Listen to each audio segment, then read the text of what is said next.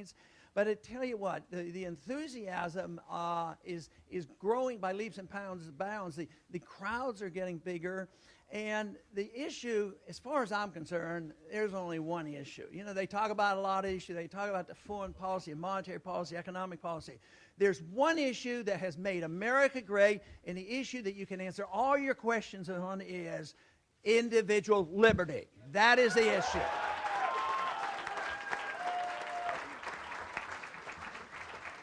And it was the abuse of this liberty that provoked the revolution and then the writing of the Constitution.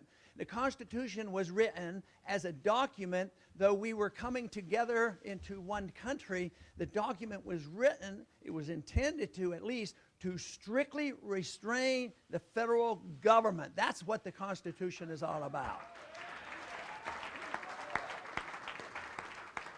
And yet today we have a federal government that's growing by leaps and bounds, and the best demonstration of that is the spending. Spending never ceases. One administration to the next, it's always spending increases.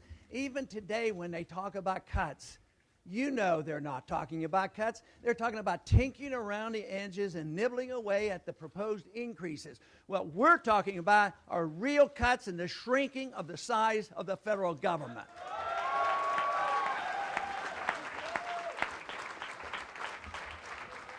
You cannot do that unless you raise the one significant question, and that is, what should the role of government should be? If liberty is the most important issue, the most important responsibility of government is to protect liberty and not to be the policeman of the world and not to have a runaway welfare state.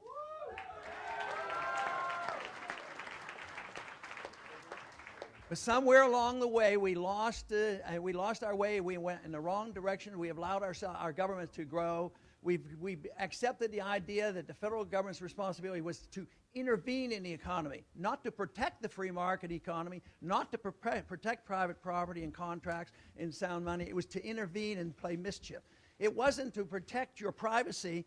Right now, today, this government spends more time and energy in passing law, invading your privacy. It should be the other way around. We want exposure and openness of government. We want your privacy back.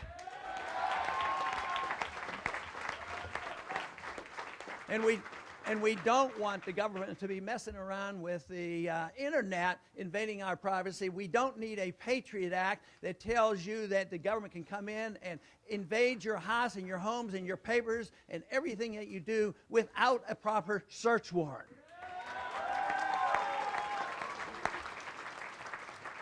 And we certainly don't need to be moving on to the next stage, which is happening right now. Last week or 2 weeks ago, it was passed and then just recently signed by the president, authorizing the military to arrest American citizens and allowing American citizens, for citizens to be held indefinitely. That is the wrong direction. We need to reverse that direction. But we have to answer the correct question properly. What is the proper role? Stay out of running the economy, stay out of our personal lives, and stay out of the internal affairs of other nations. We don't need to be doing that. One of the great facilitators on the way the spending got out of control and the government expanded was the way our monetary system works. If a country wants to do something and they have to tax, there's a limitation that people wake up, oh, they're taxing us and we're not getting anything from it, and they rebel. So they devised this other system of borrowing and delaying the payment. But now they have used this other technique for the last 100 years, but it's totally out of control, and it's called central banking, the Federal Reserve. This idea that we allow in secret the central bank to print unlimited dollars into the many, many trillions, bailing out the friends, has to come to an end. That is the reason government gets so big. So not only do we want an audit of the Fed, we want to make sure that we have something much better than the current Federal Reserve System that we have today.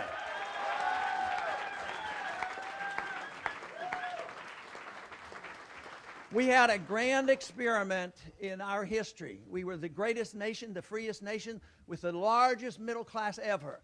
Today, that is not true. Our middle class is getting smaller by the day.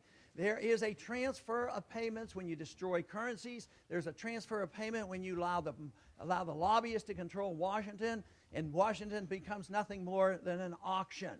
And this is the reason that we have to reassert ourselves. We have a tradition on what freedom was all about, what sound money was all about, private property, and therefore we don't have quite the task as other nations have when they want to go to a freer society. But most of history has been obligated to live under dictatorship. Today we're moving in the wrong direction, but the American people are stirring. This is what this campaign has been all about. This is what the vote is about tomorrow. Are we sick and tired of the expansion of government, the endless spending and the deficits, doing the things they weren't supposed to do and forgetting about doing the things they should be doing?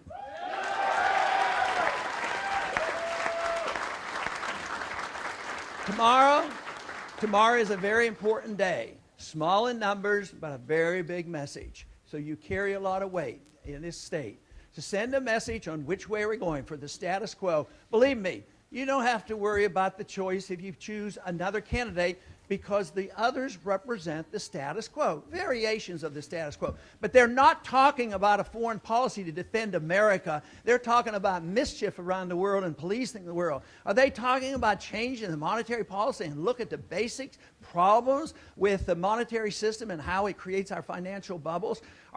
Do they really care about personal liberties? When you look at the votes and what the president has been doing, they don't care about your personal liberty, or it wouldn't be continuously undermined. So therefore, a lot is at stake.